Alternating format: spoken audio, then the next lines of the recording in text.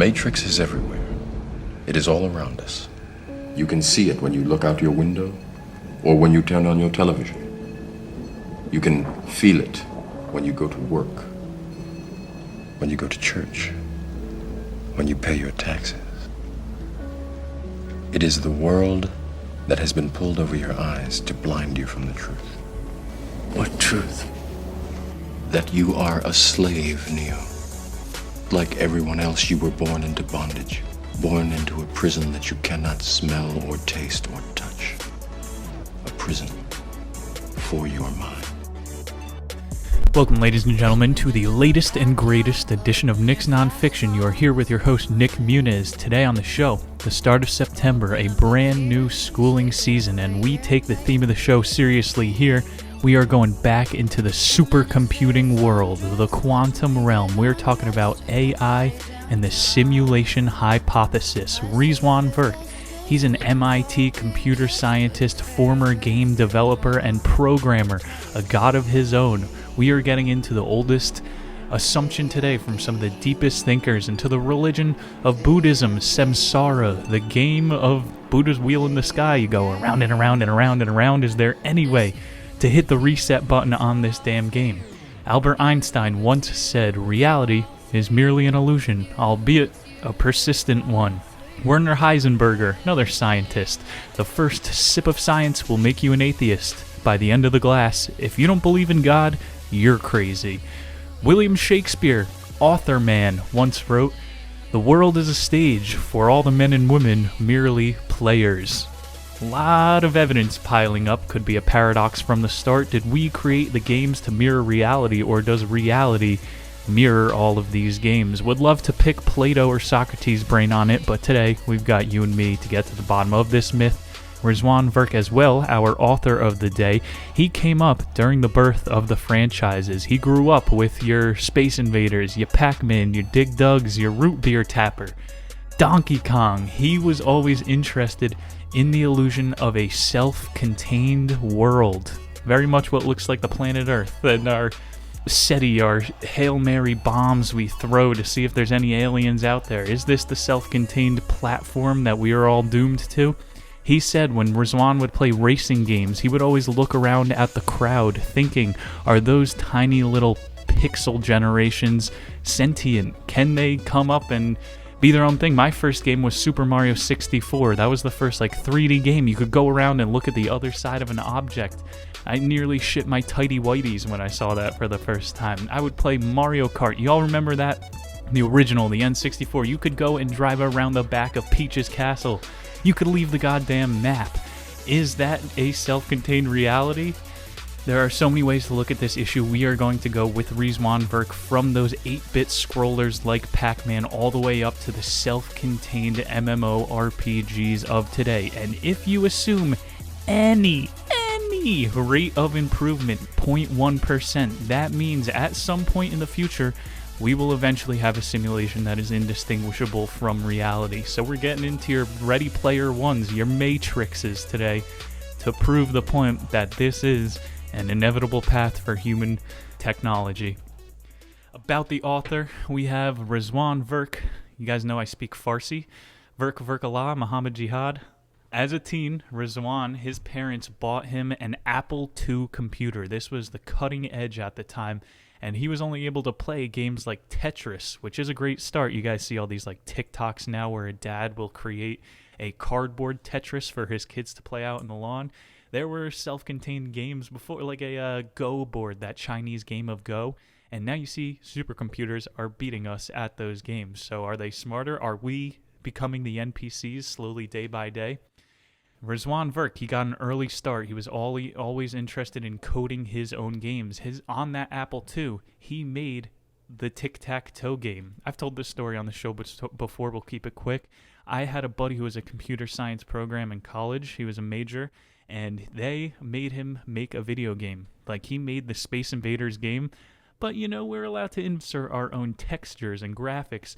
So we had dildos falling on the head of Adolf Hitler, and you had to shoot up little sperms to destroy the ships. You could not sell this game. It would definitely be rated M. When I bought GTA back in the day, the GameStop person was telling my mom, he could pick up hookers and beat them to death in this game. And my mom's like, yeah, it's a free-range game. I'm sure he's going to choose to do other things. Big themes extrapolating from the show today might give you a little bit of psychosis. You go to your psychiatrist and they will tell you this whole simulation hypothesis is a symptom of disassociation. But you go online and there's these really cool, playful communities. I know of a subreddit, it's called Outside, and everybody just pretends like this is one giant game. Oh my god, my health meter is falling low. I need to restore it with some food. And every year you grow up, you get another level. This shit, it's very much modeled like one of the best games that we would ever put together. If you've been watching your Rick and Morty lately, they do all of those. He's playing the Dave game in the future arcade. No one's ever seen Dave go off the grid. He's never not had a social security number. We're going to see after in the loading screen who made it the furthest. I only ever saw one episode of Young Sheldon. In that show, the kid had an Apple II computer, and he was programming all of his own stuff. And I hope all of you out there have never seen an episode of this show. I spare you. But it was pretty damn trippy. They cut to the chase. First season, he was like, went into the computer and was talking to a number that he simulated. He was chilling in the world of the forums, back with Plato. I'm jealous. And they were like, Hippocrates was right. Math is the answer to everything. There's some, even if the fucking simulation hypothesis is dripping into Young Sheldon, you're going to see in 12 chapters today how it made its way here from all of history. As a kid, he was interested, dillying around on his little Apple II computer. In the 80s, they had what was called Apex. It was the NSA's supercomputer, and this was supposed to break the wall into quantum computing, which if you want some of that, go back last year, listen to our September episode, Nick Bostrom's Superintelligence. That is more so about artificial intelligence, and while we'll walk that line today talking about the NPCs, for just some robot talk, go and check out that show. We're getting a little bit into gaming today. Razan Verk, he went to MIT, and in the 1990s, he turned his little 8-bit games into the 16-bit. He was going through his own evolutions of gaming. He made an app, which he was, this is where he got most of his money. He's able to be an author because he invented the game Tapfish. Tapfish. It had over 30 million downloads. Remember that game Flappy Bird? Invent that shit and you are set for life. They used the Super Mario warp pipes in that, so you can even rip people off and still make millions of dollars off of 30 million downloads. After that app, he moved, rightfully so, to Silicon Valley, and he worked on some more small-time gaming companies. He's more of a developer than an author. Some more of his books include the 1997 Domino 4.5 Unleashed, followed by the 1998 Windows NT Server Developer Reference Book. That could be a real thriller for Nick's nonfiction, Nick's textbooks. I just straight up start annotating textbooks. In 2017, he published a book called Treasure Hunt, and this was Follow Your Inner Clues to Find True Success. He went motivational author on us, Rizwan. Every author gets one. Every author gets one. That's a lane in itself. Anybody could try their hand at motivation, and this guy's pretty motivated. Wrote a goddamn book, programmed worlds that we will never get to go in, so let's see how this guy did it. 12 chapters today. Chapter 1 starts us off with simulated consciousness. Buddha once said, heard of this guy before, know that all phenomena are like reflections appearing in a very clear mirror devoid of inherent existence. That's from the Spiritual Apex, probably an important read while you have some time here on Earth. Philip K. Dick, another experimental author. This guy, if you need some trippy thoughts to mill over or want to have nightmares, read a Philip K. Dick.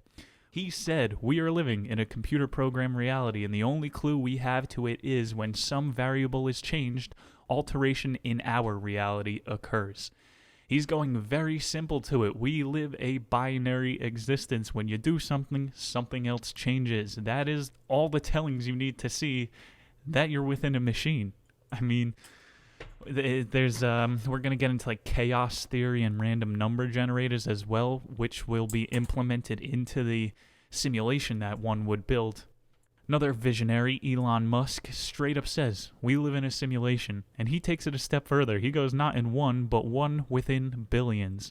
I mean, how far off is that from the multiverse theory. I mean, we're going to bleed into all those today, but I'll give it its due justice. Neil deGrasse Tyson and Stephen Hawking, another two smarty nerds, also thought that we lived in a simulation. So the smartest, biggest go-getters in human history believe this. Do we live inside a video game? One of the first things you learn in computer programming is when you're dealing with bots is if you put multiple simulated characters within one landscape, the landscape changes. If those two bots are unconscious, if they're programmed in one small loop, the environment will remain the same. Take an animal in a cage, for example. We don't consider animals to be sentient, and you put a cat in a cage, and it sleeps, it licks itself. It might have a hairball and some turds in the end of it, but it did not manipulate its environment, whereas you put a human in a cage, the first thing it does is start hanging its clothes around the outside and makes it a trappy, awesome little dance party cage that you could be in. We manipulate our environment. So is Rizwan Virk trying to make the argument that Native Americans, they lived here for hundreds of thousands of years and never manipulated their environment? Are they NPCs? Pretty rude, but kind of accurate. He cited our boy from last September in the first chapter, Nick Bostrom. He called this the simulation argument back in 2003. 17 years people have been fuddling around with this idea.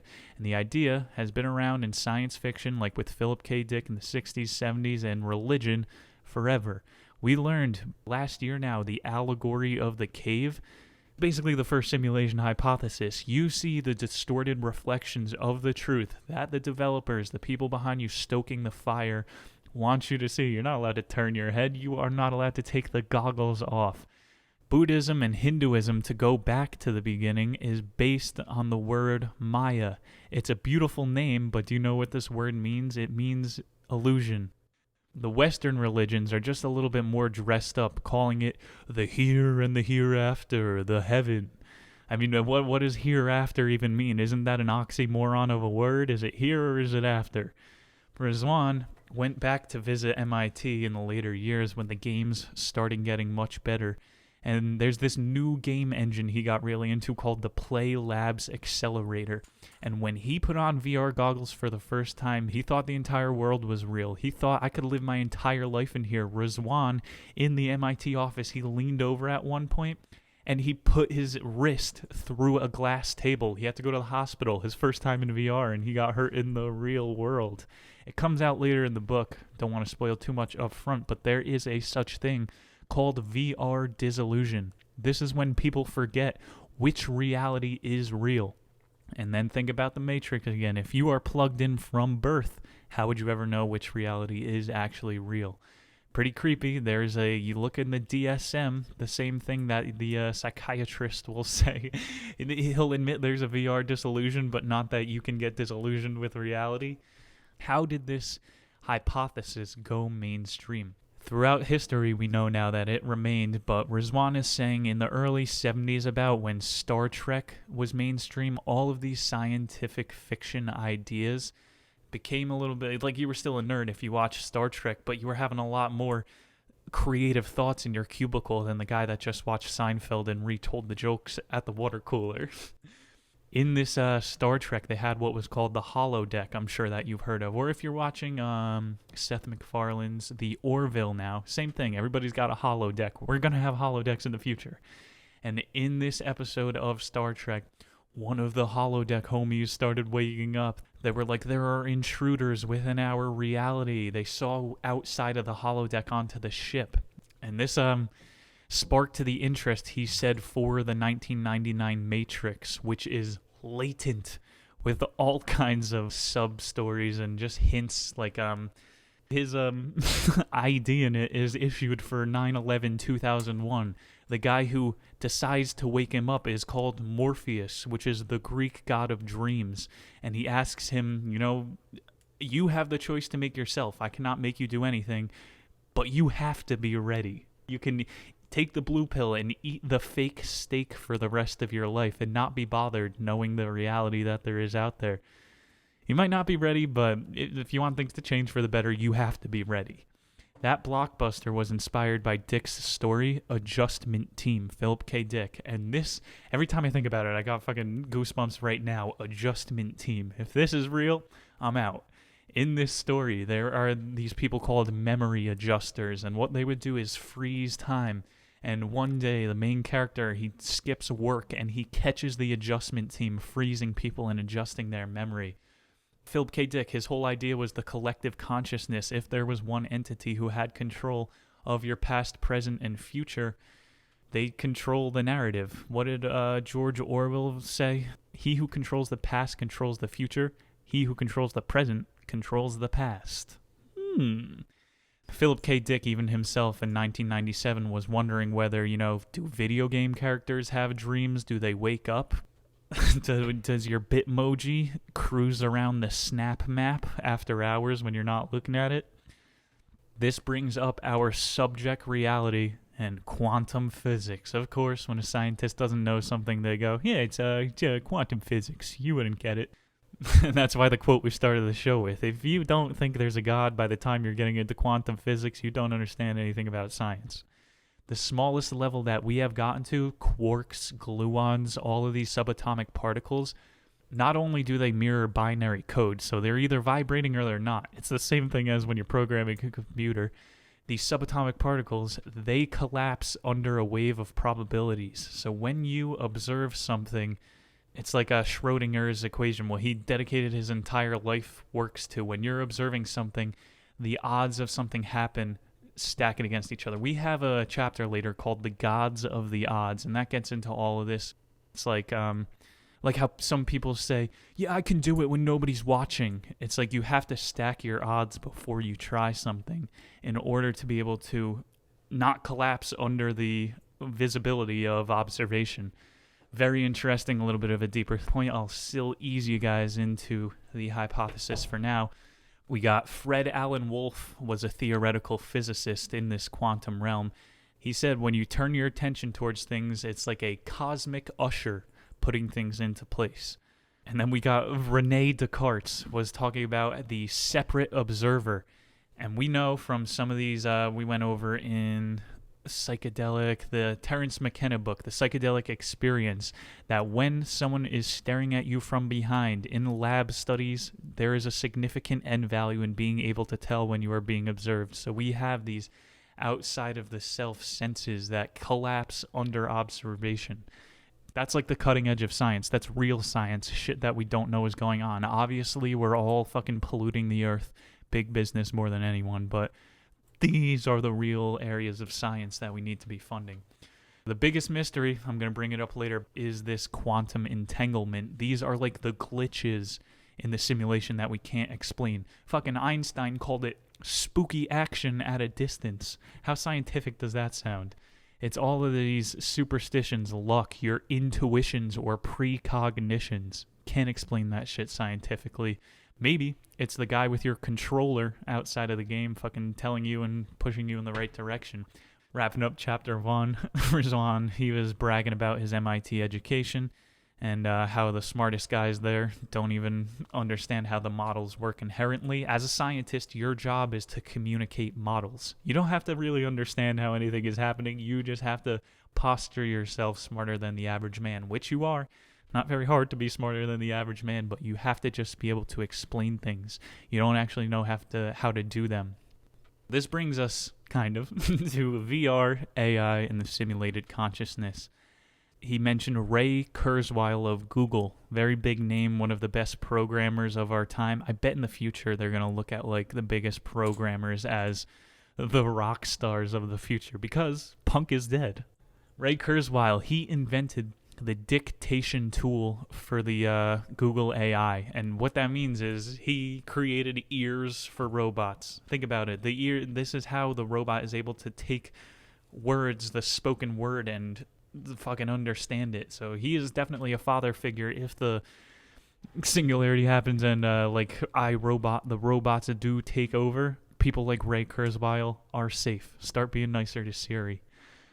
When the computers get smart enough to the point where they can hear us, this brings up the Turing test, which is going to be part of the show today. If you don't know what this is, go watch Ex Machina. Beautiful movie. It's about this guy. It's basically like the Apple CEO. They portray him as living up in Iceland.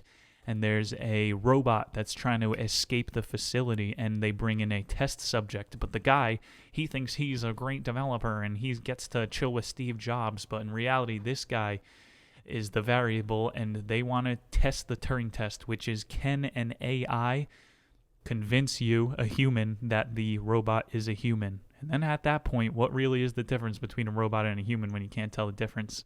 Go watch the end of that movie. Spoiler, they are already amongst us.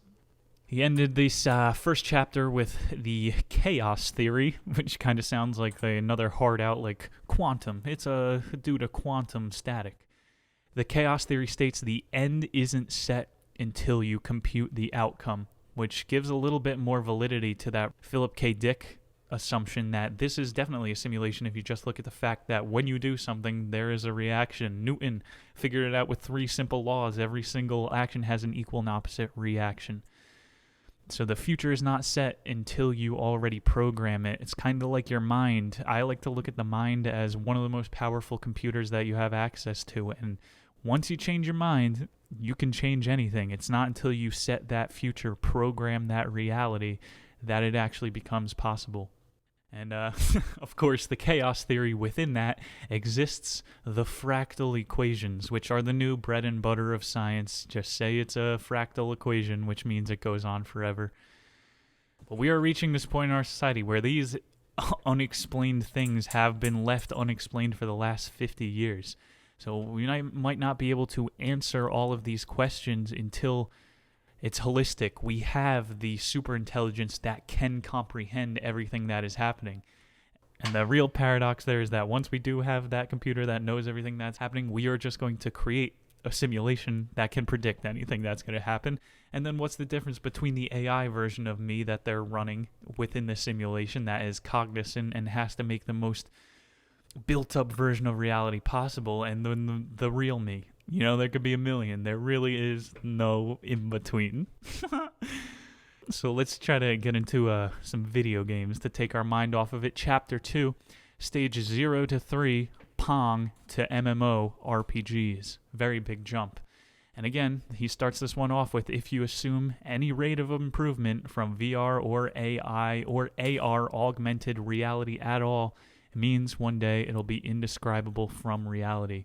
Again, citing Nick Bostrom, saying that the chances we aren't in a simulation is 1 in millions. Stop and think about this one. Pause the show if you have to. Think about it anytime you're trying to meditate. The chance that a comet hasn't smashed us into a million pieces for the millions of years that we were mitochondria in a puddle, and then we're able to be lizards, and then we turned into mammals and little marmots, and now we're these fucking 6-foot-tall hairless monkeys, and still there was 0 volcanic explosions or any of that. Like, the odds of that are much lower than the fact that we're just in a computer.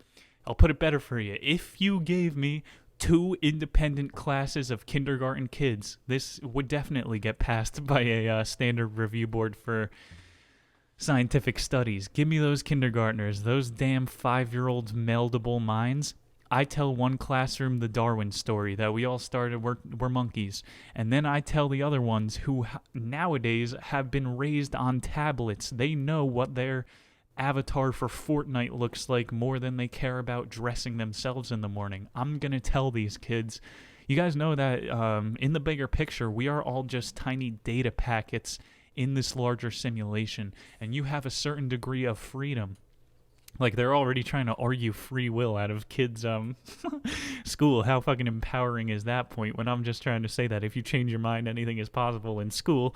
They tell you that you're puddle soup and nothing fucking matters. But these kids nowadays that are raised in the world of digitalization, they would believe it is probably more believable than this monkey theory, that we're just in one giant computer. Like we said before with the Orwell, that who controls the present controls the past, that can very well be taught to kids in the future. Scary thought, but true. Read Brave New World again. So here we are on the start of the road to the simulation point. All the way from Pong to these VR, AR, mind broadcasting downloadable consciousnesses that we have now. Stage 0 is what we call the text adventure or game world. This was around the 1970s and 80s. In 1976, there was a game called Colossal Cave Adventure, and it was just like a choose-your-own-path novel. So like those people that were able to write those books back in the day, those were the OG developers. They were giving you multiple paths to go down. Maybe, that Colossal Cave Adventure character goes Wreck-It Ralph at night.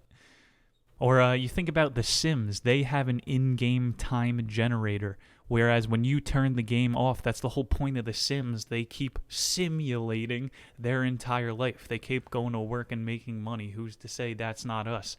And we get bought back into sentience when there is an in-game event. You do see, I just brought up Fortnite. This is like new with this game. They make in-game massive events, so you're in a lobby of 100 other real people, and there's a fucking concert going on in the middle. So who knows, maybe we are all just playing a PvP version until that big multiplayer event goes down, and then everybody checks back in. That sounds a lot like 2020. Whole lot of chaos in the air that can be turned into habitable order. In the early 80s, after Colossal Cave, there were games like Scribblenaught. If you've ever played that one, I hadn't played it much.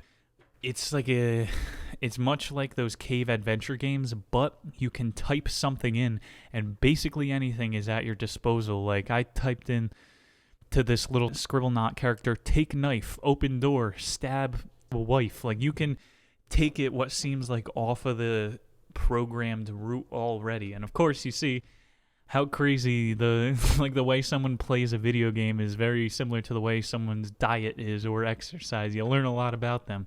I was typing in chainsaw, snake venom, and literally in the game all these things would pop out of nowhere. So these games were pretty smart from the start, but you could see how linear they were.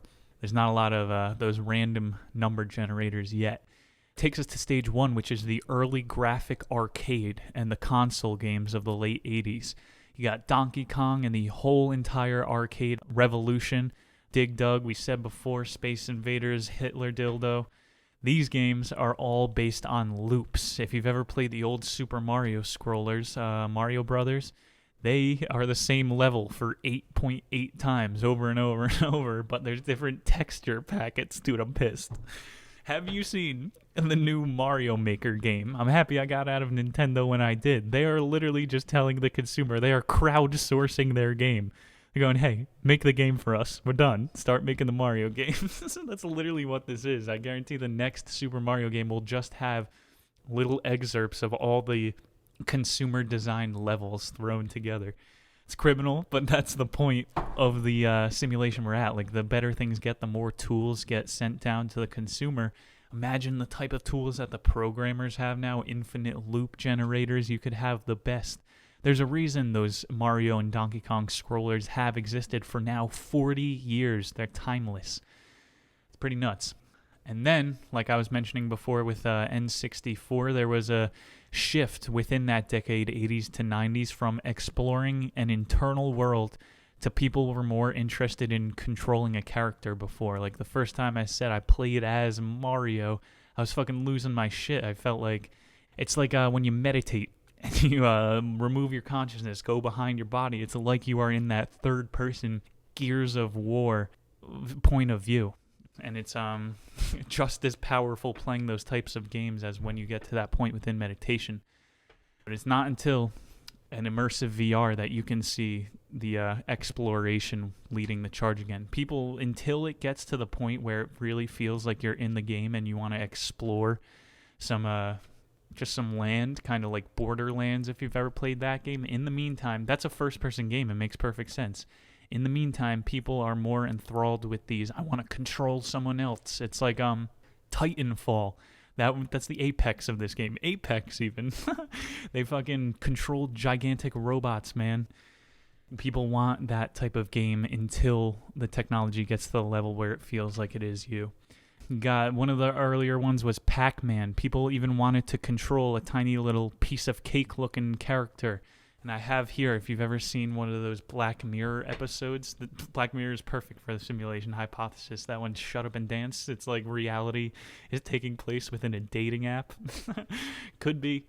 One of the other episodes, they were going, we're all living in Pac-Man's world. He was actually British. You know what Pac-Man stands for? program and control. He is program and control man. The whole thing's a metaphor. All he can do is consume. He's pursued by demons that are probably just in his own mind. Pretty drawn out, not very many layers to that explanation, but it's cool to know that PAC stands for program and control. So you're seeing some early, even in the 90s, the parallels between the Pac-Man and the people. In Stage 2, jumped the gun a little bit, but the NES was the next gaming system out after the arcade revolution. NES was a 16-bit system, and it had the little square controller.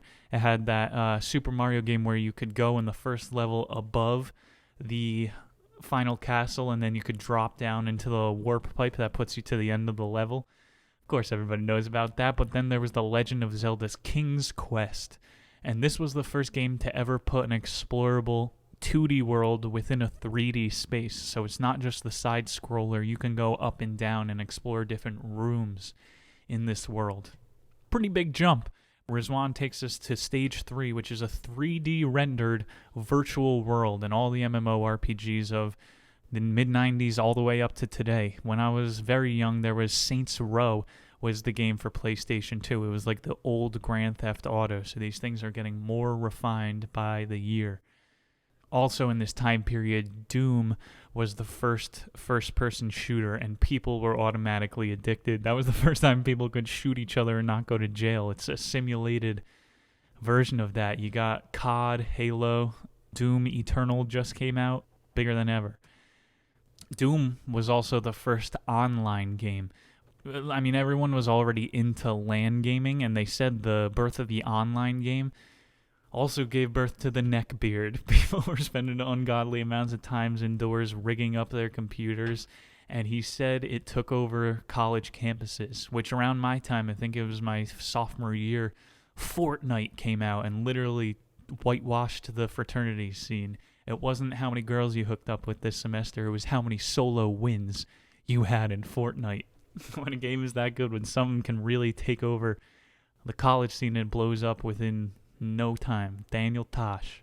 They also started in that time, it was basically the first version of The Sims. The game is called Second Life. And instead of The Sims where you're controlling an entire town, it's you play as one controller. This is your Second Life. But one of the cool things that have really came out of this game was the in-game currency. So people were trading US dollars, gold-backed currency, well, not anymore, for in-game currencies. So who's to say, where does that game stop and the reality begin now that people are grinding their real-life hours to get Second Life money? Here we are. We got 3D avatars, storage of players outside of a world. Like, you can export your fucking Bitmoji and store it on a hard drive. It's that's like all those Black Mirror episodes. If you could upload your consciousness and someone just keeps it trapped in a hard drive, you're in solitary confinement. We have these persistent world states, which I mentioned before. User-generated content, the Mario Maker scam. You have 3D NPCs, individual quests. Some can argue that we are creating worlds of our own already. Not convinced. That is okay. We are only up to 2010. Chapter 3. This is from VR to mind interfaces.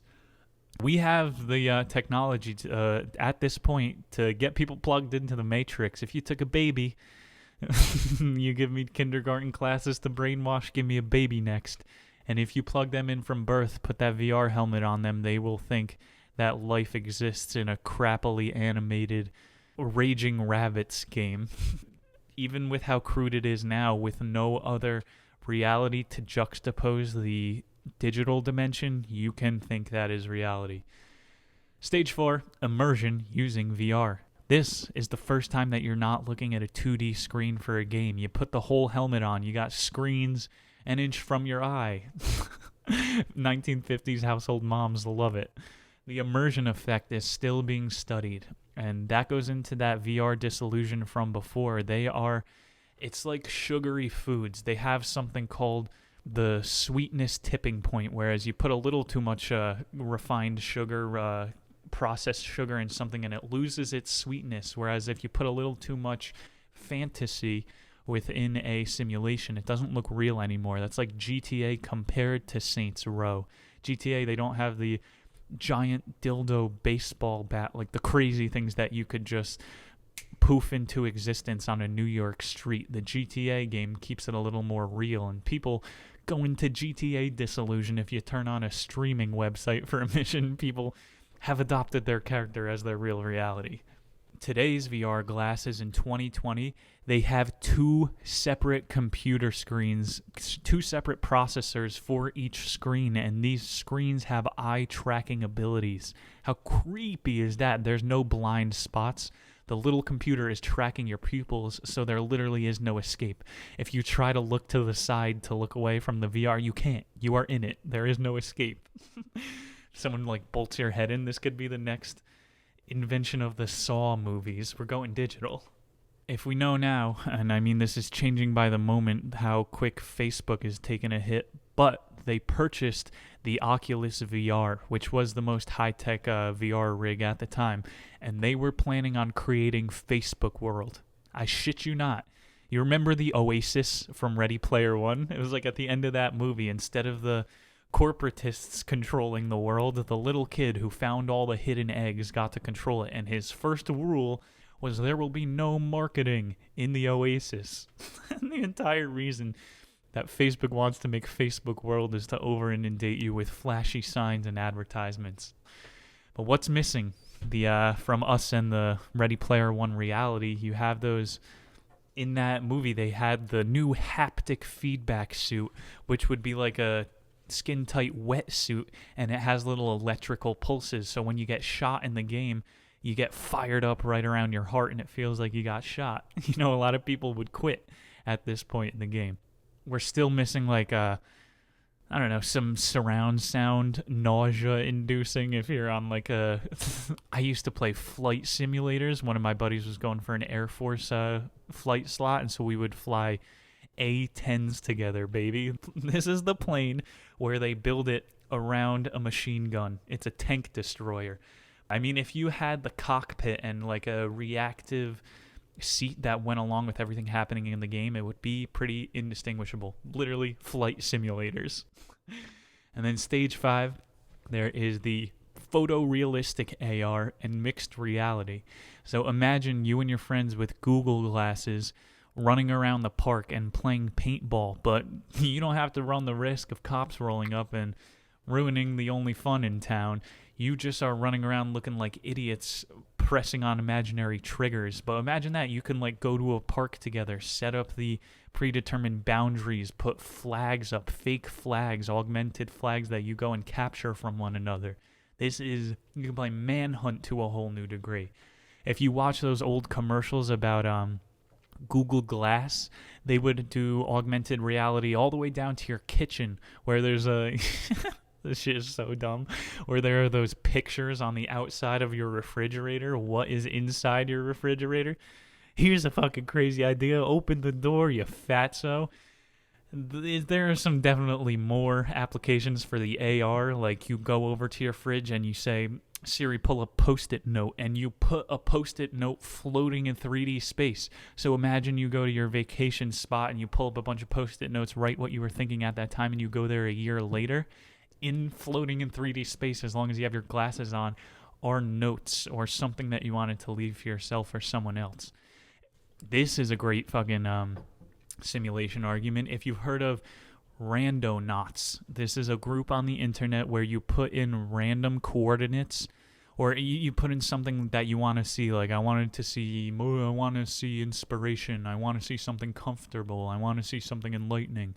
And then it gives you random coordinates near your location, and people post pictures of things they see, and it's like the omens of the universe that they're tuning into. Glitches? Who the fuck knows? Rizwan was bringing up special effects, because special effects are what are going to make us get to this singularity point or the turning point in VR. And Jurassic Park was the first special effects movie where most of the characters used CGI at one point or another. Cooler fact, Toy Story, if you didn't know, that was the first movie done completely in CGI. If you look at how they made Sleeping Beauty, the one about the Beast, Beauty and the Beast, the Beast Within, they fucking used to put like layers of paper mache, and it was very taxing.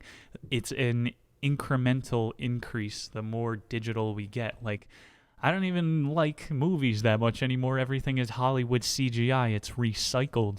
Like, think about Ready Player One. In that movie, and then again in Dr. Sleep, they go back to the hotel from The Shining. So this is 3 times that we have the fucking, whatever it was called, hotel in Estes Park, Colorado. You could go there. You could pay for a camera crew to go out there, but they're cutting corners.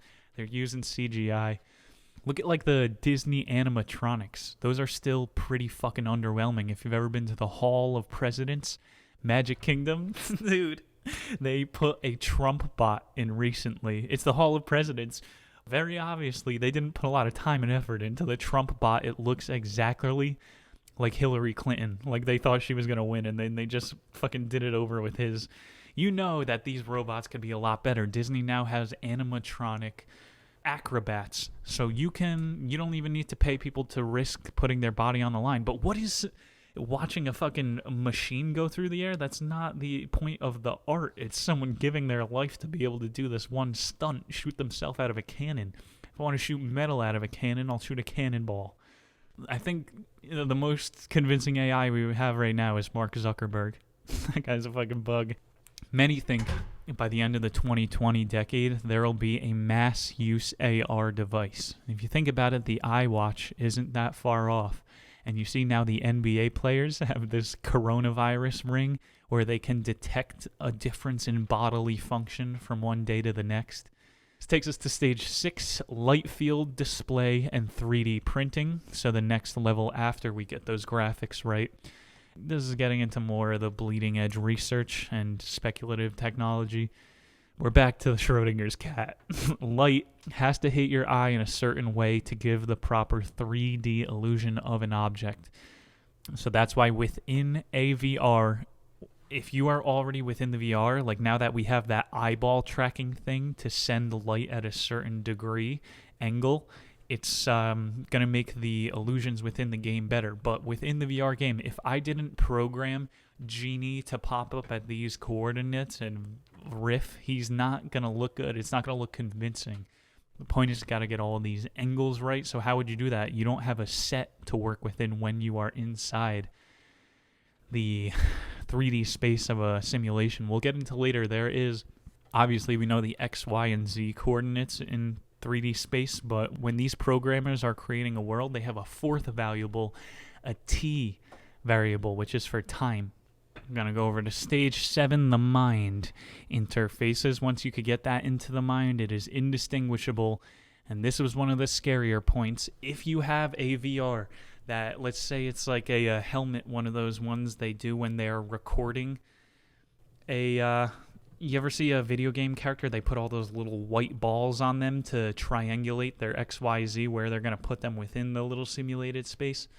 If you were able to put one of those little hats on that pricked into people's brains and would give them the proper doses of happiness to make it feel like they are actually eating an apple within the simulation, again, there is absolutely no difference. If you remember Valve, the guys who made Left 4 Dead 2, there's a production company named Valve, and there's like a valve at the root of the guy's head, in the very back near his spine. And in the Matrix, that's exactly where you plug in the simulation from. And at this point, if we really did have that brain interface, we would be able to broadcast the mind. And this changes a lot more than just fucking video games. Like, real empathy would be possible. I would be able to go through your experiences through your brain. I remember in must have been middle school, there was one of our teachers who showed us a refugee camp in Syria. 8 years later, we're still blowing them up. And he said, this is going to change the world if every student sees this. Okay, how about you show it to some lobbyists in the military-industrial complex? It's pretty fucked up, man, when you can walk around a refugee camp without even being there in a VR helmet. New perspective. The obvious watch for this chapter as we get into the mind interfaces and all that is Blade Runner. Or I just watched Total Recall recently. That was a good one about putting implanted memories, or like Philip K. Dick's Adjustment Team. If you've ever seen Looper, That one was about the drug of the future is this eye drop you put in, and it gives you a new experience as well. Pretty good campfire stories here. A lot of ways you could creep people out.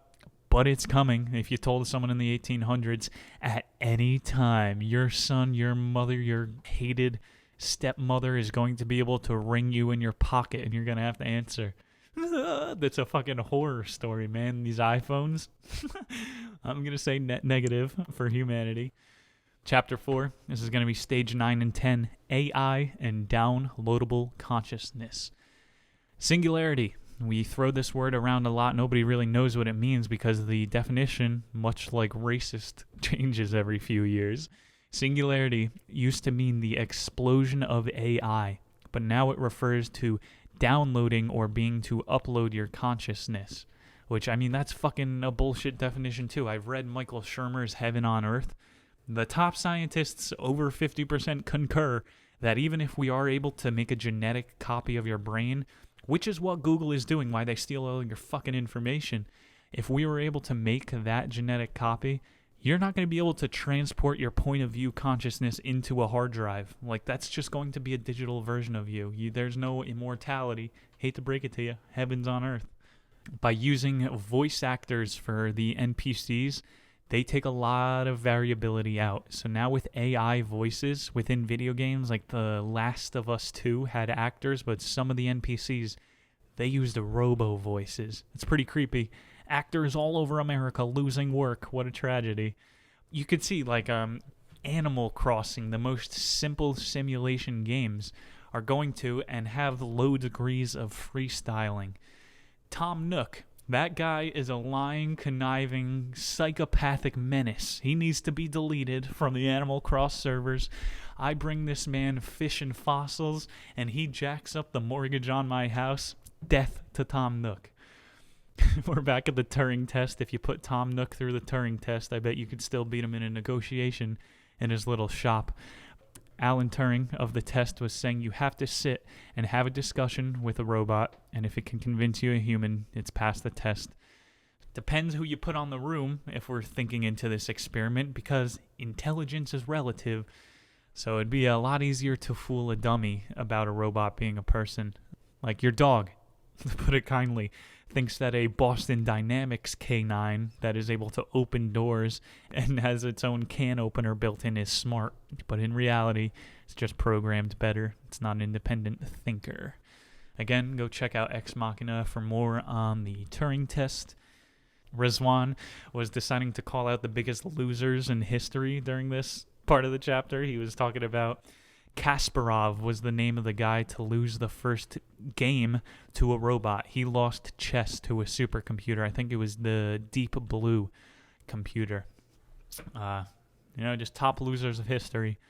Maybe Disney is going to make an animatronic robot, Kasparov. Suck my motherboard. From superintelligence last September, government bots are now able to compose orchestras. I mean, you can make the argument that musical theory is a math. It is the math of sound in space. So it's not too out of the ordinary to think that a robot could compose some sort of music. They're also writing poetry. Edgar Allan Poe, like these sad motherfuckers writing poetry. What is a robot going to draw from? They don't have an emotional well or experiences that they can write about. Very scary how smart they're getting. It is potentially to that level of AI. And I honestly think, to cap the name of the chap, AI is becoming more and more relevant. There are deep learning programs. I lived with a kid who was a computer science major, and he worked for Sony and was telling me that deep learning is what every single tech company is getting into right now. It's going to be the future, because once you teach the robot how to teach itself, it's a feedback loop. You're done. That was the exact point of superintelligence. Once you can get a significant enough value of self-taught robot, it's going to surpass us in knowledge by thousands of years within hours. Like, the exponential growth of a computer is not even comparable to the human mind. So these deep learning programs are essential if we're going to take our Sims to the next level. The NPCs obviously are going to have to fool us because that's one of the biggest things when you go into an environment. If one of the guys that you talk to on the subway had a tick and it seemed like he was a robot, that wouldn't fool you. You're going to start to question your reality. It has to be indistinguishable. So it might start with our droid companions, your fucking CIA bug, the Amazon Alexa. Eventually that's going to look like an R2-D2, just like some clunky canister rolling around your house talking in a robot voice. But eventually that's going to turn into HAL. Or remember that creepy-ass movie Smart House on the Disney Channel? That was just like a forewarning tale. That wasn't even fiction. It's going to happen. You're going to have your fridge talking to you. Hopefully I'll have one that'll call me fat. This was a really cool point in 2016. Like, your house is going to be able to learn if it has that deep learning. Back 4 years ago, Google released a chatbot with a Twitter account. Remember these? Even in elementary school, I was on an Apple II, and we pulled up chatbot on Google, and it was smarter than me. I was in 5th grade, and this robot was giving me things like books to read and shit. I had nothing to recommend. This, for real, intelligence on a bell curve. Within 24 hours of uploading Google's chatbot, it was racist. And you can make the argument the internet or Twitter is a racist place, but it was polarized. So the deep learning isn't there. It's going to choose one side or another. It doesn't know how to juxtapose two pieces of information. So we still need, for now, because they're not smart enough to really think for themselves, they'll be racist robots. We need the iRobot rules. Rule 1, you can't hurt a human through action or inaction. Rule number 2, a robot must obey orders as long as they don't conflict with the first law. And number 3, a robot must protect itself so long as it doesn't break rule 1 or 2. And then by the end of the movie, iRobot, you see there's a net operating all of these laws, which eventually becomes one giant mind that controls all of them. So the singularity might not be possible within the biological beings of humans. It might only happen eventually when we do create a digital world. And if you look up, like in Merriam-Webster's dictionary, that lady has never let us down. Singularity means a point that can be approached but never reached. So it's another one of these changing definitions. It's like dividing one infinitely. You will never reach the end. It is a singularity. John von Neumann created the phrase in the 1950s. He was saying that one day machines will have the same ideas as man. And so if we're using the pure term of singularity, it's when robots are just as smart as us and can coexist. It's hard to even postulate this. Like, I have nothing left to say, man. What are you going to do? There's going to be robots rolling around with us? What the fuck? Altered Carbon. That's a really good show. They do a lot of stories about future hell. So ending here, you see games as a way to test and then develop AI in a controlled environment. If you had that racist chatbot, you don't want to put it into Times Square immediately. You might put it into the Times Square on Grand Theft Auto, see how it reacts, and then bring it into the real world. So these games really are testing the cutting edge of programming. Chapter 5, we are up to the gods of the odds. He is already in the book referring now to life as the great simulation. I don't know what the point he was trying to make here, but he spent a couple chapters talking about storage capacity. And his point was, if trillions of people decided to join our server at once, would it crash? Like, the birth rate is so static that it could potentially prove that people can't all join at once because we have a certain amount of processing speed as a planet. I mean, it's a good idea for a science fiction book, but read about the birth rates in developed countries, 2.1. That'll answer your question. We're not all just... I mean, if you've seen They Live, it's got to be one of my favorite movies now. But at the very end, spoiler, there are aliens that can choose where in the universe they would like to send their frequency to and exist amongst those people. So that's kind of the point that he's trying to make here.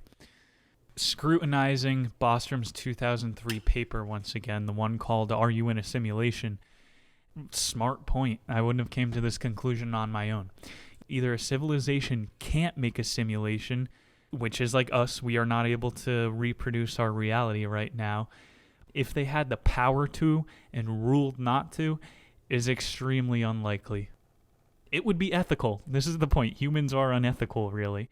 If we had this simulation, we know it would ruin everything. Like, I could run the simulation of me in a Cold War against China and run a million ways to see how I would deal with coronavirus, how I would deal with buying out the 5G contracts from Argentina so they hit us with an EMP, go look into it. Not the human spirit. We live in chaos. You got to try to influence the odds. I mean, in an ideal world, in the utopia that'll never happen, we would have the computing power to create entrapped beings inside of computer simulations, and hopefully we rule not to in the future, but we're definitely going to. I mean, look at China. They say not to play God, the Geneva Convention. They have human-animal hybrids, okay? We're going to do some pretty creepy shit. We're going to create some simulations of Hell Earth, of where there's 1,000 degrees, there's always active volcanoes. Be happy you're in the simulation that you're in.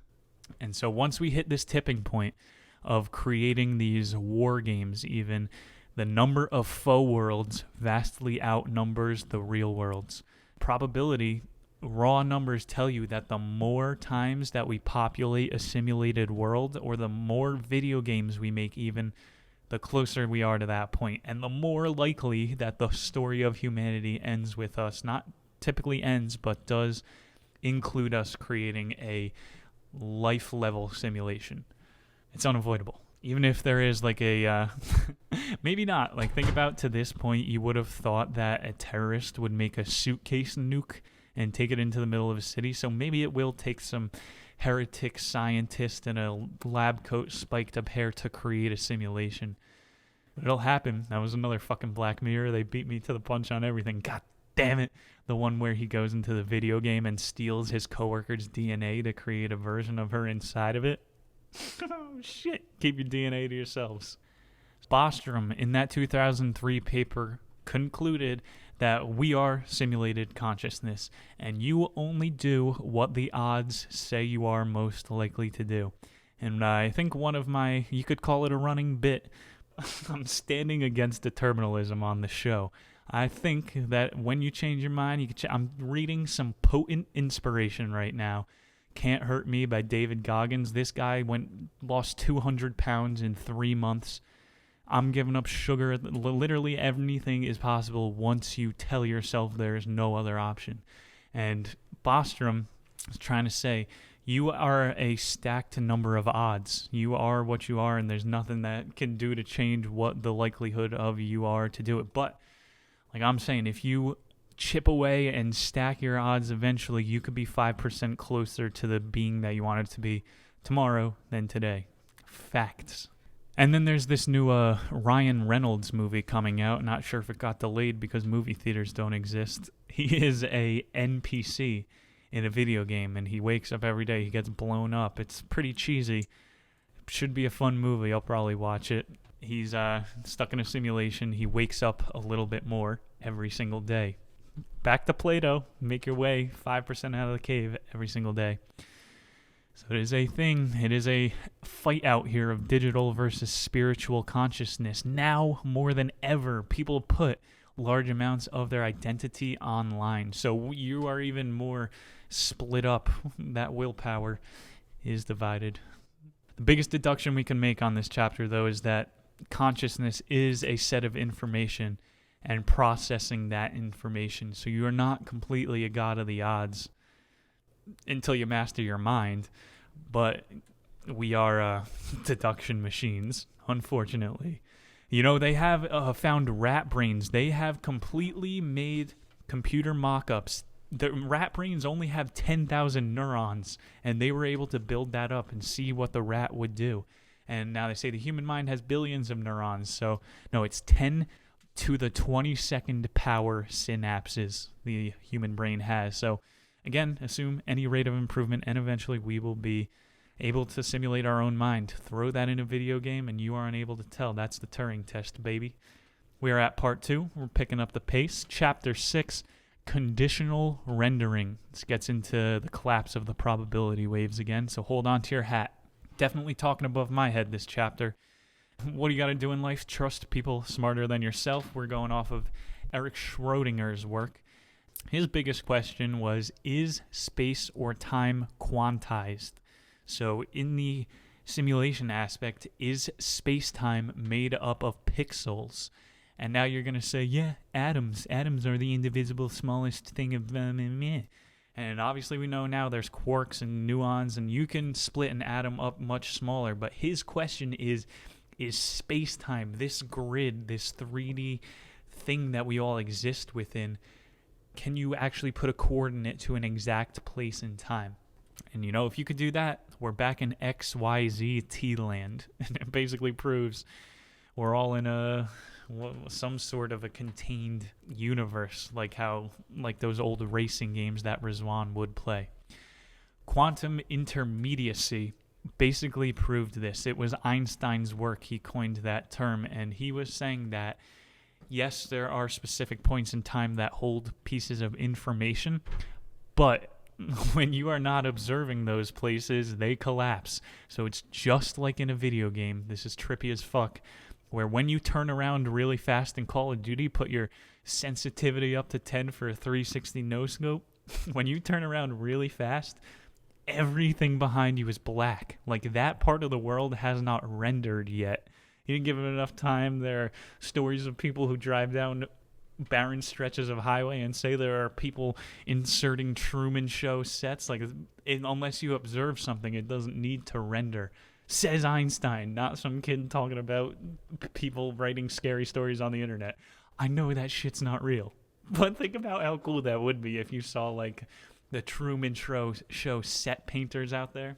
He talks about the Truman Show in the last chapter, too. And so Schrodinger, he was saying his whole cat experiment is based off of quantum intermediacy. And you could prove some of this. Again, we're way above my head. It was the double slit experiment. You can manipulate light waves with electromagnets. Magnets alone, black magic fuckery. I do not want a magnet within 10 feet of me when I'm sleeping. I sleep inside a Faraday chamber if there's a magnet around. And now they're saying electromagnets. And then you go to fucking real physicists, like quantum physicists now say that the universe is made up of 4 forces: electromagnetic, the strong, the weak force, and then the electronic. Like, there's only 4 forces in the universe. So what are you even trying to say to me? Who the fuck knows, man? I feel like if you're Einstein, if you are objectively the smartest guy out there, you could just start making up your own rules. They were on the playground. Einstein, I tagged you. You're it. No, this is the quantum base theory. You see, when I'm touching the tree, I cannot be tagged. He's just making up his own fucking rules out here. So when you have that guy, maybe he becomes the creator. He said anti-gravity technology is possible. Old Einstein. And now you got the Navy. Fucking, not the Navy. They're declassifying videos of spaceships. They said there's fucking aliens in the ocean that have anti-gravity ships. And the way they explain those physics is like putting a bowling ball on a bed. And you bend space-time in front of you, and since space is a vacuum, it pulls your spaceship forward. So I think it's very likely that we could have this shit underwater at some bases for when the water sea levels rise and the elites take cover. It's very likely that the anti-gravity shit is possible, and it is also likely that Einstein was just so smart that he willed anti-gravity into existence. Not really. We're having fun here because we're talking about quantum physics, and I'll put you to sleep. So let's get back to the roots. Science is based on observing without affecting, then measuring. It's the scientific process. You need to leave these independent variables alone, observe and report. And the entire thing that we're getting at here is when things collapse under observation, how can you observe without affecting something? And that's a paradox. Another motherfucking paradox. I think I'm going to stop getting high and just reading paradoxes. Just a good paradox to get my mind off something at the end of the day. It's some bullshit, man. Like, how are you ever supposed to study something if when you observe it, the light waves are manipulated? It's pretty crazy to hear Einstein say the least scientific thing possible, which is that there is no pure studies at the lowest level. And if you don't even know what the fuck your foundation is built upon, how do you holistically know what's going on? Ended it with quantum intermediacy, which is the smarter the computer, the more responsibility that it can hold. I mean, that's pretty fucking simple. It's like a processing power. The better software you have, the more responsibility the computer can have. Like IQ, think of it, it's QI, quantum intermediacy. IQ is the more possibilities a human can hold. You can traject more possibilities of the future. That's why IQ is done through a puzzle test. You just see more possibilities for the puzzle. It doesn't mean you're smarter, you just have a bigger processing chip, and you got to use it. You got to use that deep learning in order to make the IQ worth something. It's pretty cool. The quantum intermediacy goes up every single year. That's Murphy's Law. Every single 18 months it is. Either computer power doubles or computer storage is cut in half. Like, you could store more in a lower space. So every 18 months, computers are getting better and better and better and better. So that simulation, the singularity point, is coming quicker than anybody would have thought. To end on this rendering thing, because this was a pretty hard chapter, fucking quantum intermediacy, Elon Musk pushes it hard, so trusting someone smarter than yourself, Elon Musk believes in it. It's like in Minecraft. If you've ever played this game, the world doesn't exist. You create your own world, you mine shit. It doesn't exist on a universal server until another player joins. So there's something reassuring. Even if this is one giant simulation, just know that the only reason it exists is because you're here with other players. Pretty comforting. Chapter 7, this one is called Parallel Universes. So now we have a little bit of a better idea of the subatomic world, and it's like they make up what you could call the microverse, and that affects things on a macro level. This brings us to the many worlds interpretation. And this is where a lot of people's reality splits. Like, you could stay on the same page for a while, but I don't know if I believe in it. I don't know how many people's attention that you would keep with this idea. So we're going to blast over it. But the many worlds interpretation is basically saying that reality is fucking splitting, and every important decision you make, the past is influencing the future, but just as much as the future is influencing the past. If you've ever seen Cloud Atlas, I would really suggest this movie. It's a Tom Hanks one. The main theme in that movie is, with every crime and with every gift, a new future for yourself is born. And it goes through like this guy, he has the same birthmark, but he doesn't know any of the past versions of himself, yada, yada, yada. Point is that you, in all of your multiple dimensions, you're looking out for yourself. The future you wants to help you. The you that is doing slightly worse in a different dimension wants to see you succeed. So again, we are rigging those probabilities. Maybe just those thoughts are the multiverse bubbles bumping into one another and giving you the idea. Very far stretch for this chapter. Think about the time preference. If you've ever heard of this, it basically is affecting or bending your own future. It is one of the pillars of libertarianism. The time preference is basically scheduling your own happiness. I can not eat cookies for an entire week so that they taste amazing in 7 days. Or in 14 days, then I can forget the taste of sugar and revamp my palate.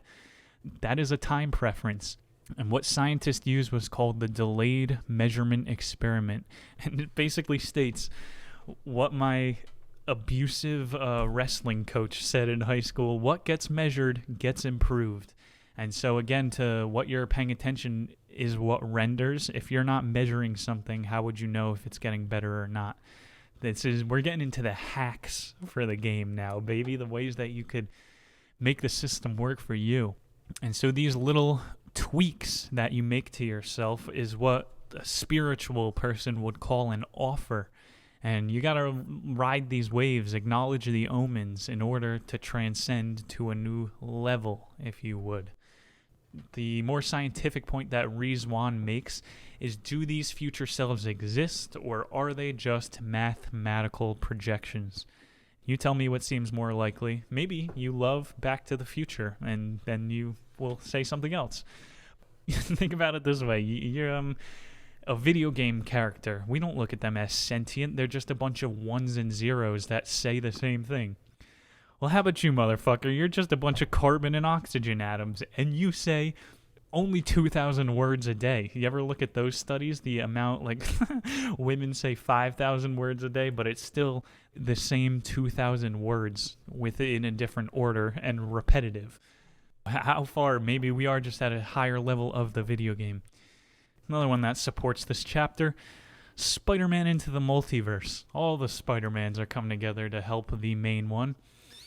Stephen Hawking said in his last work, might have been called not the Big Picture, the Grand Design, might have been called. That's a pretty good callback to this idea. Stephen said that many worlds do exist, but in the end, they fuse back together. So he's kind of just taking it back to the cosmological idea. He believes in the Big Bang and eventually the Big Crunch. But he sees in between this most likely 20 billion year period that other futures can exist. I hate this one. I hate when scientists go, well, you know that space is infinite. So right now out there is an alternative version of Earth where you were talking to me but decided to be quiet the entire time. And I think this is a bullshit interpretation of infinity. The odds of infinity are greater of that not happening than there being an exact replica in space and time. That's just a frustrating example, but you get the point. To what end? To what end would we advance technology? And likely that would be when we have the MMORPG Oasis, where everything is perfect. That'll take us to Chapter 8. This one is called Pixels and Quanta, getting into that structure of the space-time. Back to Einstein, he said that there is a quanta of space, but they did not hold a specific value. They held a specific percentage. If you look at the electron cloud, we used to think that electrons were held onto a little circuit going around the neutrons and protons, but the electrons are actually in a cloud, and there's a certain probability of where they will exist at a certain place in time. There's no certainty.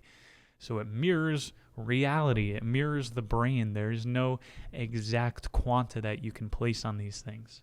So not only can, there are MIT supercomputers that have reported being able to store information within atoms. This is some 2020 shit. Imagine a international war and there are spies trying to come and get some of your bullshit data. You can store, like those VR sticky notes I was saying, you can store actual data inside of atoms. No detective will ever find those fingerprints. Quanta is now able to be stored on an address in this grid of space-time. And then even beyond that, we can bend the fabric of space-time. We can't exactly do it yet. Einstein called this a quantum leap. Okay, again, smartest guy making his own rules. He's saying if you create a wormhole or some sort of a fucking time machine on Earth, you can possibly create a quantum leap. And mathematically, it checks out. Only supports our argument more. Fast travel could very well be a thing of the future. Now that there is this XYT quanta space of time that you are able to pinpoint, things like the first animated movie Toy Story can now release advanced games like the new toy box that they have had. If you look up this game, it's like every child's dream. You have all the Disney characters and shit, and you're able to make up games with them, create your own environment. So even the kids are becoming gods now. And look at the recycled Hollywood CGI. They used all of those characters in Ready Player One now as well. So unfortunately, with copyright, we'll probably never get to see a true Oasis for a very long time. Kind of sucks. That brings us to what's called Xenos paradox. Let me get my lighter out here. We got another paradox that's about to fuck me up. If space is mostly empty, how do we fill things? That electron cloud I was just talking about, it's mostly empty space. So put your hands together right now. Shouldn't they be able to go through one another? It doesn't make sense. It's a paradox. Try to think about that one tonight. You're going to sleep. You'll never sleep. Now that we know there's an exact place and time that you could even store information with our new supercomputers, how much smaller does that get? And if you remember this guy, I just had PTSD seeing his name, Max Planck. Remember Planck's number when you were taking physics? This is like getting into string theory. The smallest human measurement that we are able to do math in is 1.612 times 10 to the negative 35th. Can't forget Planck's number, baby. That's cooler than 69 and 420. The smallest number known to man. I'm starting to think this one recently too now. Or I just got to find an old person to troubleshoot this mystery. Did Google create the number a Googleplex? Because there's got to be a higher number than that. Infinity. So what Einstein called a quantum leap is what ended the chapter here. You could call it teleportation, wormholes, quantum entanglement. First they were called Einstein-Rosen bridges, and they mathed it out. It should be doable. The term wormhole was coined in 1957 by the sci-fi writer John Weaver. If we didn't have the John Weaver, he's the true scientist. Like Einstein is what would you call him? An inventor more so. And then the scientist is this guy who was able to put it in understandable terms for us. Oh, a wormhole. Anyway, information can travel faster than the speed of light. Look at the way I'm talking to you right now. We are opening new wormholes every fucking day. It's going to take us to Chapter 3, How Simulation Explains the Unexplainable Mystic. That's Part 3. Chapter 9, we're calling it Karmic Quests. We got a Yogananda quote. How far off is that from Yoda? Birth and death are doors through which you pass from one dream to another, yes. Buddhist, the entire goal is to wake up, to be liberated from the Maya, the dream world. It sounds avoidant. But the Buddhists, they look at it as the easier simulation where the karma is your XP bar. It's the point system. And it's based, the wheel in the sky. You get a better next game based off of how good your points are. This is like one of the best examples humans were built to worship, but isn't it weird that we were also built with this game-like mechanism within us? The yogic readings would say, because they are definitely riding the rails of disillusionment here, although the world is an illusion, this doesn't mean it is not real. You ascribe the value to the world.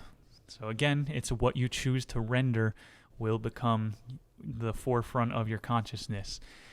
This happens in these cycles of sleeping and awakeness. So don't feel bad. You had some friggin' cake this week and it just spiraled out into a month-long binge, what do they call it? Relapsing. That's straight up what it is. There are these cycles of cleaning up the act, getting off the wagon, on the wagon, off the wagon, on the wagon.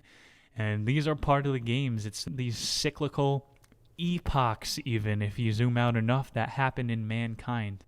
It's all these in-game events that happen on and on and on, and you can just choose which version you'd want to play. Their point here was also that the dreams that you have is able to eliminate like the pent-up creativity that you would have if you were a creator.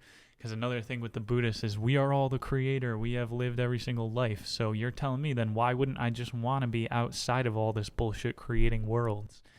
And they're going, yeah, that's why you dream.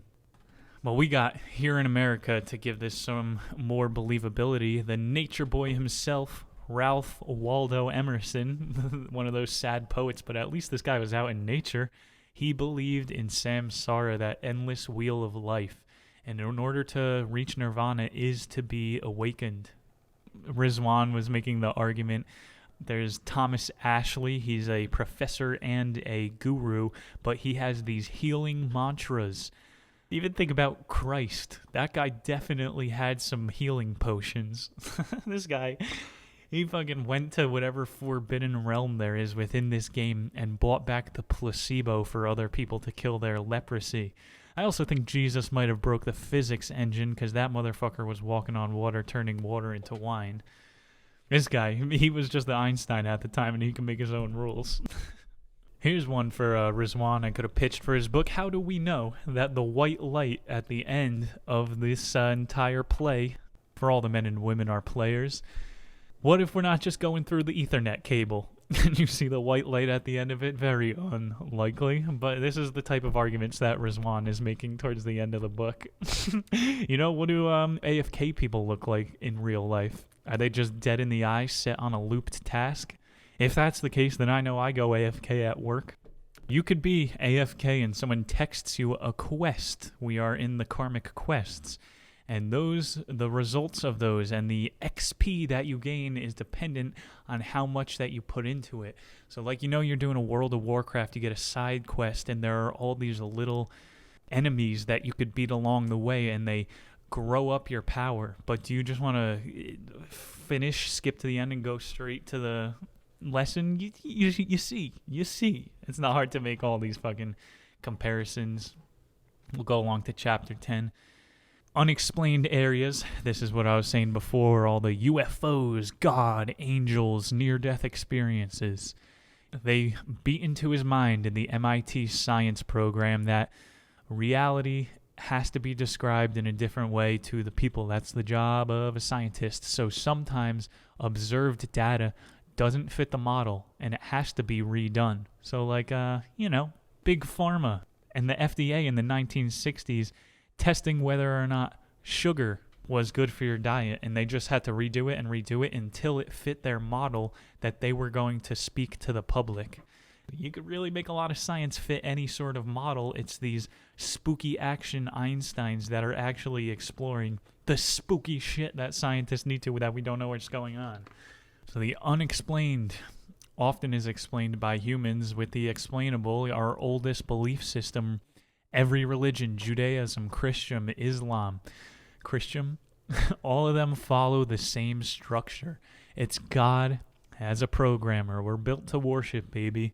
Newton and Einstein referred to God in their writings. So again, the further you get into science, the more you're going to have to embrace the fact that we don't truly know everything.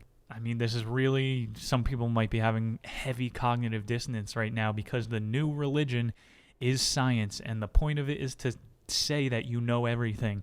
Climate change, it's really all about taking a step back. Even Islam, I talked about Christianity and Buddhism talking about the hereafter.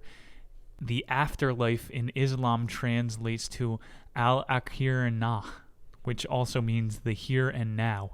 The Jannah is their judgment day. That's when the mountains rise with all the souls who are worth being risen up to God. They're all the fucking same, all these religions.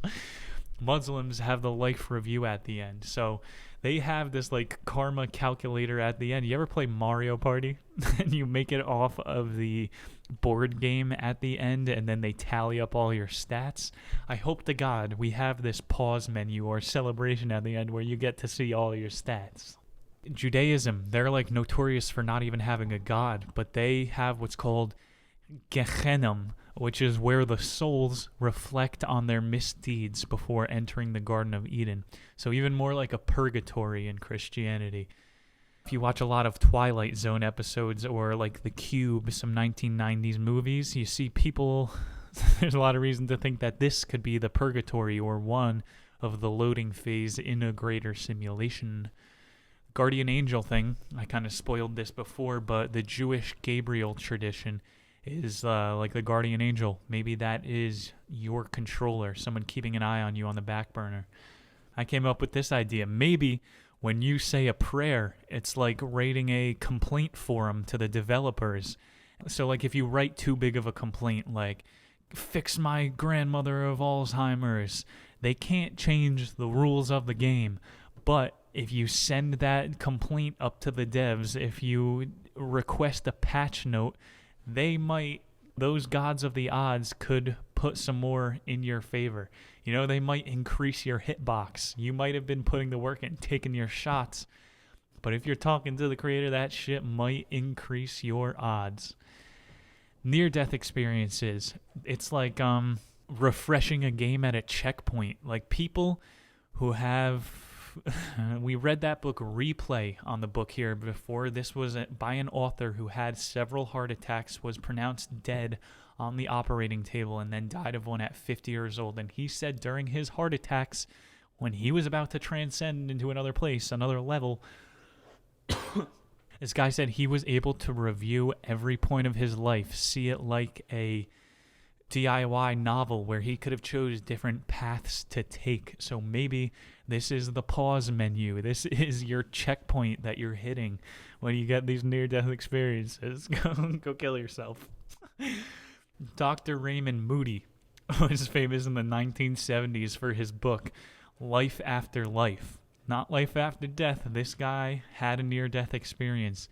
He was struck by lightning. Dr. Raymond Moody, clinically dead for 28 minutes. And he said he had the life review Bardo that we talked about in the psychedelic experience.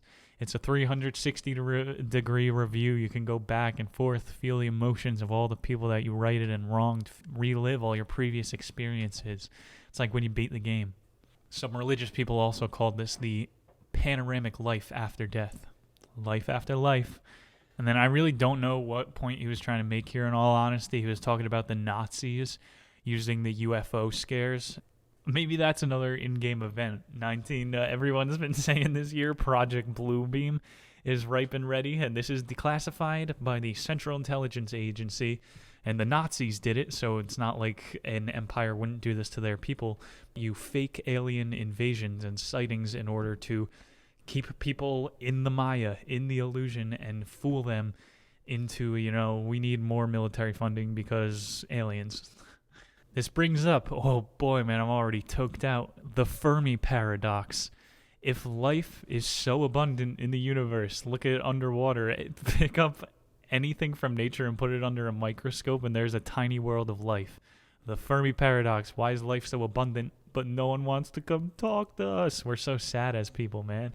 Are we really fucking up that much that every single alien drives by in their spaceship and goes, man, fuck that place, look how bad they're suffering down there? You'd think they'd help us then. If you look at the No Man's Sky Nebula, NASA says it has 18 quintillion planets. Okay? And SETI, the search for extraterrestrial intelligence, is still O for 18 quintillion. What are the odds of that? That's almost less likely that we would have been puddle soup. I don't know, man. It's either scaring or comforting that we are alone. Just knowing that if there was another species, they would be able to wipe us out in nothing. Does that scare you more than, hey, we're just chilling out here in space? Let's be nicer to each other. Ending this unexplained phenomena chapter was the outer body experiences. And this is how good you could get at meditating. You could leave your body. You could drop it into the etheric mind and go into the astral realm. And this is like creative mode. If you played video games where you could literally fly around, this is all also declassified. You could read about remote viewing. It's basically telepathy. So there are definitely levels of science that are going to unearth more about our reality in the upcoming future. Second to last chapter. We are at part 4, putting it all together, chapter 11, Skeptics and Believers, Evidence of Computation. The question here is it possible, we're 11 chapters in, is it possible to detect numerically or with a physical experiment that the simulation hypothesis is true? That was my question for page 1.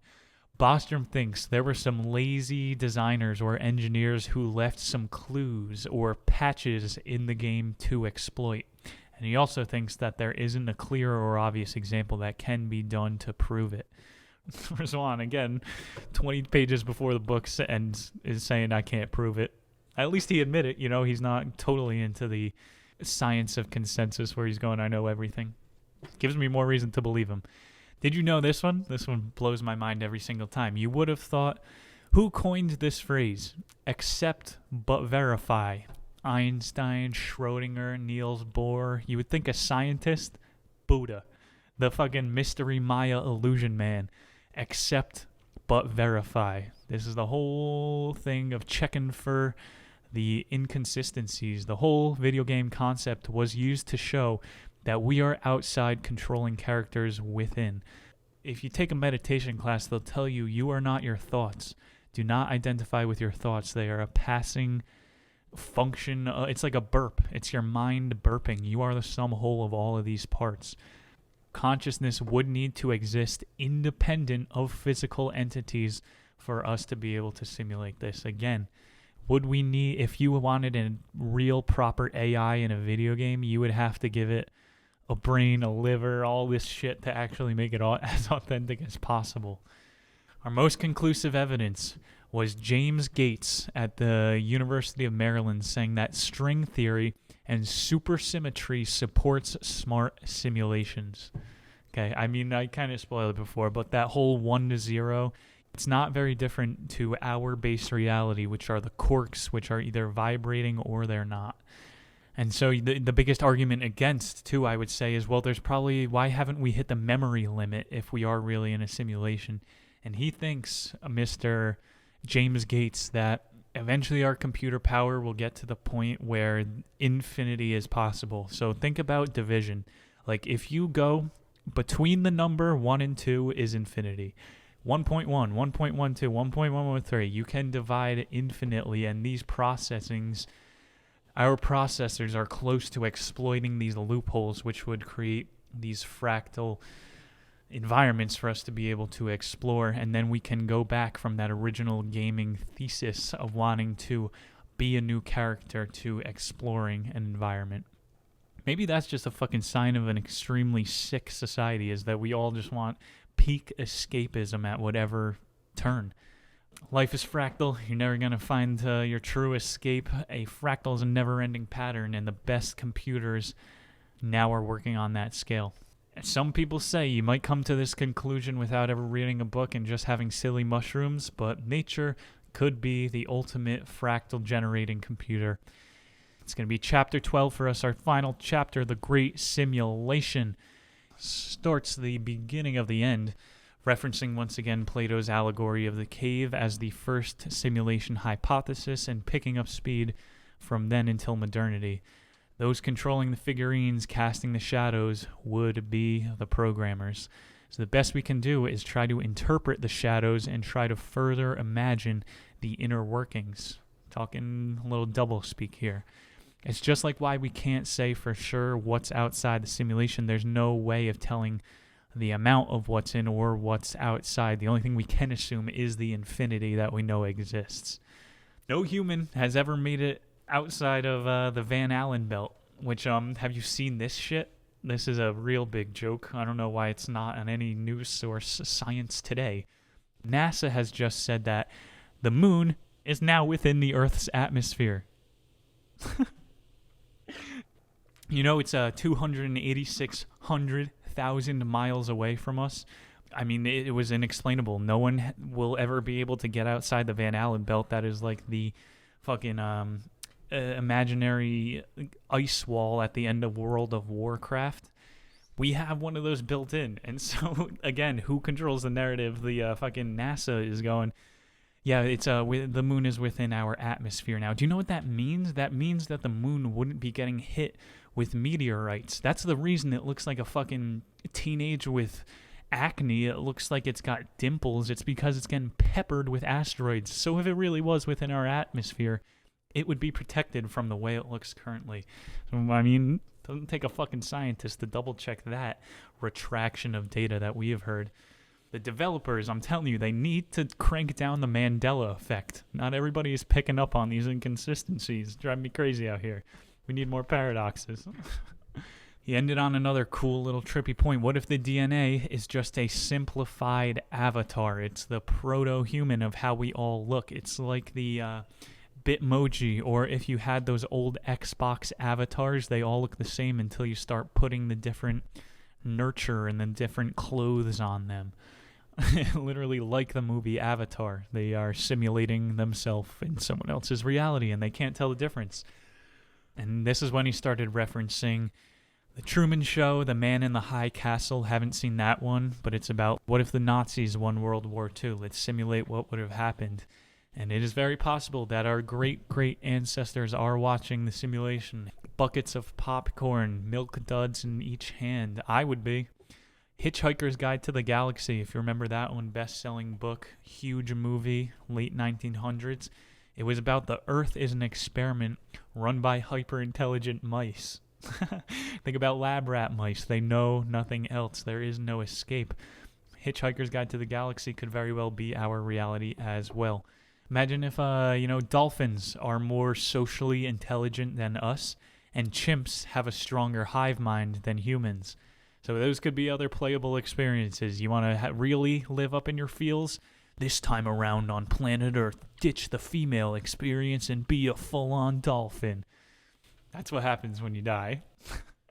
Any simulation programmer knows it must give an AI an occupation. So whether it is money, religion, or social, being a socialite, we're back to the determinism arguments. The best evidence is that small degree of freedom that we all have.